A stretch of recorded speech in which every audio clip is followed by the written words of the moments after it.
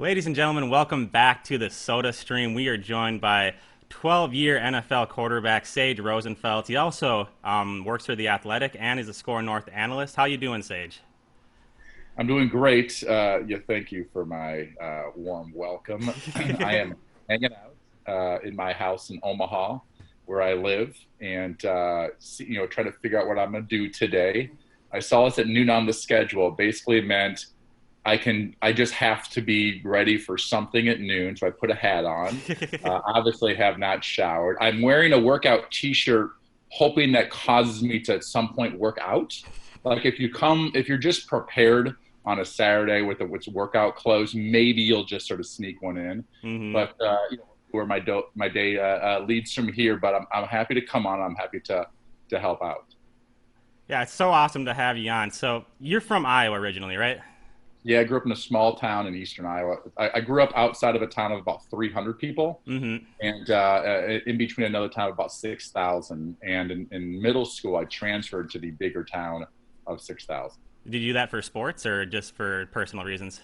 Probably for sports. Yeah. My dad worked in the town of Makokata, which was the bigger town, and my mom was from that town. My cousins went there. Obviously, they had more sports. My smaller town, Andrew, Iowa, did not have high school football. It doesn't even have a high school anymore. hmm My brother's basketball team. There's 5 boys in his class. Every one of them had to be eligible just for them to have a team. So, Yeah.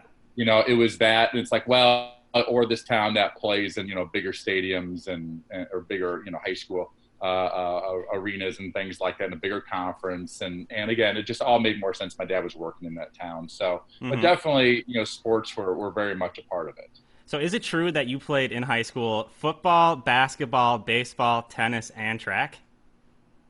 Yeah, so for one, in Iowa, because I know a lot of Minnesota people out here, Minnesota has spring baseball, Yeah. correct? I bet they love, like, in April, catching a ground ball and the ball's got mud on it and Yeah. it's freezing or it's sleeting. Like, who has? So I did not have that experience. Just in Iowa, just a state south, they have summer baseball. So you have actually 4 high school hmm season. You have the summer sport, Which makes more and sense, actually. which makes a lot more Yeah. sense. I feel like you usually you have games about the end of the school year, in late May, maybe is when you have your first high school game hmm with like a week or two left of school. But, you can work on, pitching and hitting as like a second. Like if you're in track, you can go get some throws in the morning, Yeah. before school or something like that, right? Or do those types of things. And it's a nice way to sort of lead up to baseball. It's like, it's like what they do for spring training, right? hmm So, and my senior year, and I had been a tennis player. I had 2 brothers and a dad. We all played tennis growing up. A lot of tournaments, a lot of traveling around Eastern Iowa and places like that in the state. And so tennis was a sort of a. It's weird to have a football player and tennis player. But in my senior year, once I'd gotten a football scholarship at Iowa State, I decided I should go out for a track too at the same hmm time. And I basically just sort of told my tennis coach, I'd like to do this. And she was okay with it. I don't think she loved the fact that I was taken away from the sport that I was also very good at and had a chance to make the state and all those types of things. And I split time my senior year. hmm It's sort of weird thinking about it now, but that's just what I did. I went to school, and after school I had practice. And hmm that happened for me for pretty much my entire life.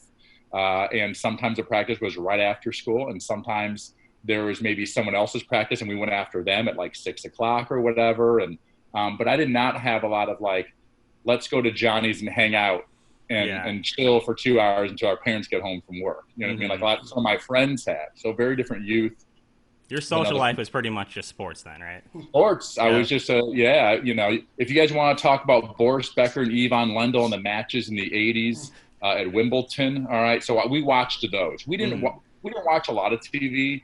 We lived on 10 acres. I realized I was raised by hippies on 10 acres in eastern Iowa. We had an acre garden. We had 50 chickens that we slaughtered every year that we froze ourselves. My dad owned a wood burning stove company. My mom was a midwife. I don't think people really realize that. And you go, like, Rosenfels Jewish. That's a whole nother conversation. But we were on 10 acres. I had 2 older brothers, and all we did was play sports. We just played sports all the time. We had one TV that originally was 12 inches, I believe it was black when it might have been in color. It may have been black and white now that I'm thinking about it. It had two little rabbit ears, and we had 4 channels. Mm-hmm. We had PBS, NBC, ABC, and CBS. That's it. My friends at school who were watching The Simpsons or these shows that were starting on Fox or on ES, I didn't have Sports Center. It was like a treat. Then when I got to middle school to like stay at a buddy's place, wake up and they got Lucky Charms and Sports Center. Like I'm gonna be here all morning just down in Lucky Charms and watching, who are Kenny Mayne, Dan Patrick. He's got like that was all super cool to me. I'm at home and we pretty much only watch TV. We watched the Cosby Show and that Thursday night lineup. Mm-hmm. But other than that, man, we were outside, we were playing sports, we were throwing the ball in the yard, we were washing dishes because we didn't have a dishwasher. Like we were just doing stuff all the time, and we did not stand and sit on our phones or as my teenagers do half the time, playing video games and on their phones. I was outside, I was working, and believe me, I'm on my phone plenty. Yeah. Plenty now, but as we all are. But I'm trying to, in this whole thing, do a better job of actually being outside and working. Mm-hmm. I've always liked doing my yard. So, I'm very fortunate that I could very easily pay for somebody to completely take care of that type of work for me. Yeah. A lot of people have landscaping people. I like doing it. I like getting my hands in the dirt, and it's a little bit of a process. It's a little bit of a time waster sometimes because you got to go to the store to get this, and you got to run the Lowe's to get this, and you got to get some new seed. And I have some gardens outside myself. So I can't teach my kids everything, but I can live the life that I live, mm-hmm. and hopefully they learn a few tricks of those tricks off that, and really it's because of my parents and how I was raised. 100%. So obviously you were a multi-sport athlete. What was different about football? Why did you decide to keep going with football? Were you just good at it? That was pretty much it. That was pretty much it. If we really want to get into this, and I try to be pretty honest about it, like I tell people, I grew up in Eastern Iowa. We were Hawkeye fans. My mm-hmm. mom went to Iowa. My older siblings ended up going to Iowa, and they were everything, but they didn't offer me a scholarship, and Iowa State did. That's why I went to Iowa State. 3 hours away seemed like a lifetime away. It was this other school that maybe I would see the basketball, but I rarely saw the football games. We were usually watching the Hawkeyes or something, right? So, but football in the same way. My friends played football. I liked playing football. We didn't really play tackle in the backyard, but we definitely I was all-time quarterback a lot with the 2 older brothers, mm-hmm. right? So I got lucky there. Again, playing baseball, but football, you played at recess and things like that, right? We did a lot of that, 2-hand touch ball. I didn't really like the contact of tackle. I wasn't one of those guys, let's play tackle. Like, why? Yes, exactly. So in middle school, in 8th grade was the first year I played tackle football. Had never played any really organized football before that. Mm-hmm. And I got my physical day 1. I was the backup quarterback. So I was the quarterback of the B team. My best friend Jake was the quarterback of the A team. And that's the way it went. And I was terrible. I didn't know anything about football. I never went to any camps, we were running the fullback. We ran the veer in my high school. We were one of the few schools in the state that featured the fullback in high school offense, right? My other buddy, Mike Hainstock, he's now a heart surgeon. He was our fullback, and my job was to put the ball on his belly, and we wouldn't block the defensive end, and I would read him. And if the guy was up the hill, I'd give it to him, and he'd run underneath the defensive end, sort of up the middle, and it was just bloody, beat you up football. It really was. Cool football. If the defensive end came down, I brought the option round, and I was athletic enough because I was a good sort of all-around athlete to run some option. We ran a lot of option drills, and so when I got a scholarship to Iowa State, mostly based off of the fact that I was just a good all-around athlete, mm-hmm. as we discussed. And the new head coach, Dan McCarty, he decided to hire a guy named Mike Woodley. Now, Mike was one of the best high school coaches in the state. He'd also coached at some small colleges in the area. He'd played at Northern Iowa, and he was well respected in the state. And I used to play against his sons, who, when he was coaching I think it's a Division III school in the Quad Cities near Davenport, his sons went to the private high school there, Davenport Assumption, and they were a really good baseball high school and a good basketball high school, but we used to play against his older and younger sons. He had 3 boys. They all played Division I sports. Mm-hmm. And he just sort of knew about me. He knew who I was. He'd seen me play. He knew my background, and he said we should offer this Rosenfels a kid a scholarship to play quarterback because I had a good arm. Like you saw the natural athletic ability, but like our offense was not. There was no 5-step drop. There was no 7-step drop. There was no play action really. We ran fullback and we ran a little bootleg and some trap or something. It was pretty basic. And I didn't understand defense. Wasn't taught any of those things. So fortunately, I get to Iowa State, and thank God we are run-oriented offense because I don't know anything about. I don't even really know how to throw the football correctly because no one's taught me. I haven't gone to camps. There's so much more I know now and all these things and how to have a consistent throw. It's amazing the things I know now, and I didn't know any of them then. It's absolutely amazing you made it that far without any camps or anything. Just you got thrown in there. It was a different world. When I was growing up, the first 7-on-7 tournament that we did was right before my senior year, and Dan McCarney out at Iowa State. They decided to throw a 7-on-7 tournament, and they saw me, and they had, of course, been recruiting me, like basically been, trying. They'd just been hired like a year early, right? So, but I got to go perform there. We ran bootlegs in 7-on-7, like which teams don't really do, you know what I mean? But like, we just need to have plays, and I would make plays, and you could run sometimes and show my athleticism, and I got that scholarship to Iowa State. So it's pretty amazing how that happened. A lot of luck happened. I had some good games, but I think they saw me as this is a kid who gets good grades. He's hardworking. He's all conference, this, that, and the other.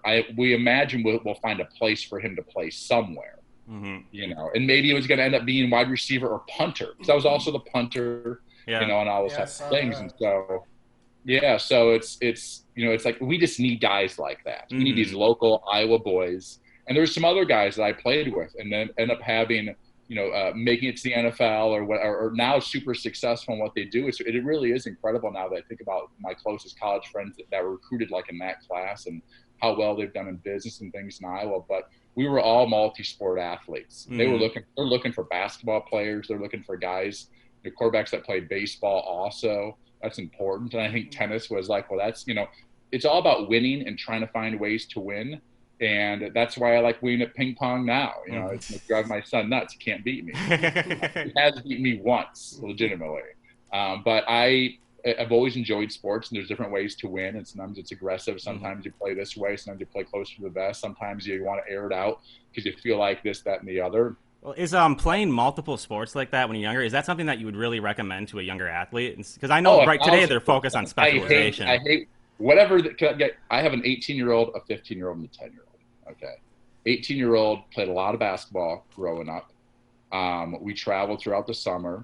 He was never that good. And so we were on like the second team or the third team usually in these, for-profit business type things, youth, whatever. Yeah.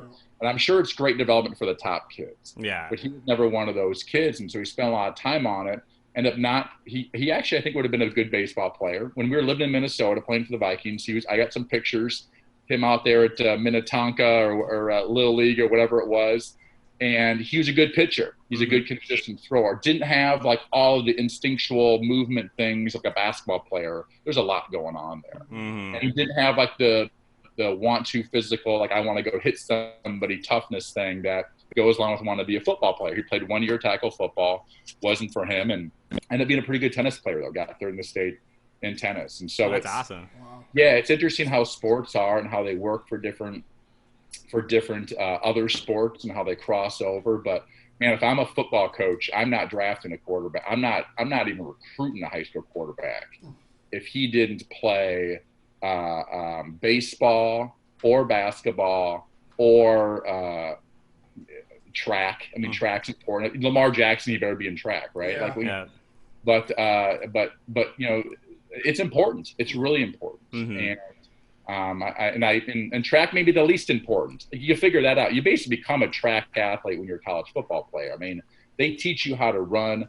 They sort of start over with all these kids because there wasn't all that training before. Truly, like you have speed school in the wintertime where it's not super hard always, but it's just like we're going to teach you how to be faster and how to be a more efficient athlete. And here's how you're supposed to move. Because you're not taught those things all that much in high school. You're taught these drills to do your best. But I think everybody, if they should have a national sport that everybody should do, like in PE, if I was like the PE, ambassador to the president, United States, right?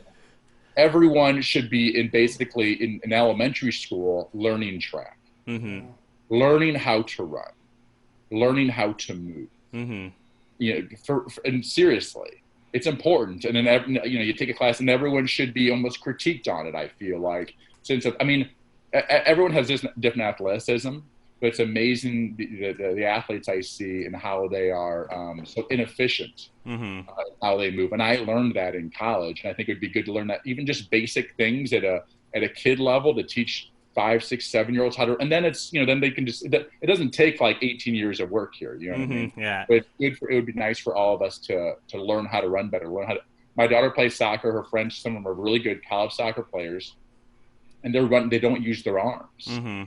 Like, it's a fact, if you use your arms a certain way, like you'll be fast. I know she's fast. She'd be faster than that girl because for whatever reason, she like runs with her right arm sort of by her side and she doesn't work it. You know what I mean? You see things in athletes, and at least my college strength coach, way more than NFL, but definitely college strength coach, to really teach you how to run and maximize your speed. Well, even the first overall draft pick in the NBA last year, Zion Williamson, the New Orleans Pelicans had to teach him how to rerun. They had to teach him to run so he wouldn't get hurt because he's prone to injuries and stuff like that.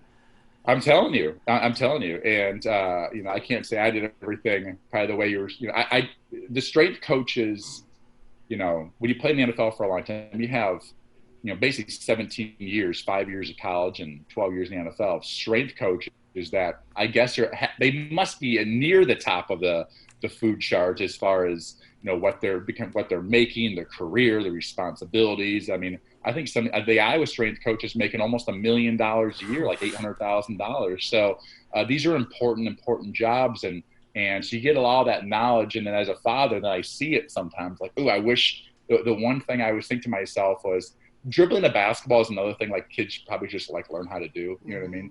At a young age, but just learning how to run. I think it's amazing how much sometimes these certain high schools are good at track and they're good at football. I think they try to teach those kids how to run at an early age. So moving on to your NFL career, out of all the teams, was Minnesota Vikings your favorite team? Ooh, and if not, don't be fresh. Don't be biased. No. So it's we can. How much time do you want to spend on this? Just how much time do we have, by the way? We're gonna get off at 12:30, so it's not too much longer. But I mean, 10 minutes. Let's just if you had to gun to your head and you had to say this is your favorite team that you played for, what was it? Well, I'm gonna tell you why it wasn't the Vikings. Okay, let's hear it. Now I will say I've always said like that was probably the most wild, entertaining, most stories, most things that I got to see. That was an amazing year. That was like the best year. 2009, right? All the way to the NFC Championship game. Yeah, it's the only year I wore number 2 because Sidney Rice wouldn't accept $10,000 from me for my 18 number that I've been wearing. Goodness gracious. So anyway, but at the time, I don't think you guys realize you go from the Houston Texans, where your locker room is in this huge, basically new stadium, practice fields, the whole thing. You're sort of living it fairly close to the city, which is nice. And then to Eden Prairie in that old building, and you're in the basement of this, like the locker room was small and it was in the basement and it was tight quarters and it was like, I bet it'd be cool to work here in a couple of years because they're going to have new things because this place is not very nice. The weight room was separated, you know what I mean? Like there was a weight room over here and the weight room over here. And then, it was just sort of dingy a little bit compared to like the Houston Texans, everything's bigger, biggest weight room in the country. I think at the time when it was built or something. Then afterwards to go to the Giants, and they had a brand new facility too, next to the stadium. The thing was sweet, but it wasn't over the top. It wasn't like over the top fancy. The Vikings now, what it is like holy amazing, cow. Right. So it's like one of these things like you guys don't even know.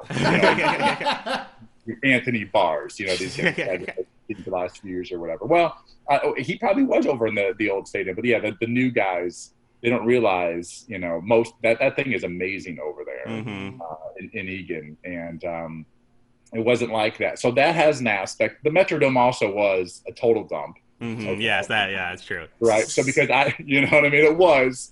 Fans were awesome. I think the loudest fans I played for. Very passionate. I'm fairly sure of that. And in that place, if that place was anything, it was loud. All right. If the place was anything, it was loud. Yes, 100%. And so, they go to the Giants MetLife Stadium, and it's like, oh my God, this place is amazing. These huge 4 screens, and that the Giants thing is different. There's a weird sound in that stadium that's different than anything I've ever been in. And I was only a holder on those teams, but that stadium felt different. Playing in New York is different. Yeah. Backing up Eli is different. Living in Hoboken's different than living in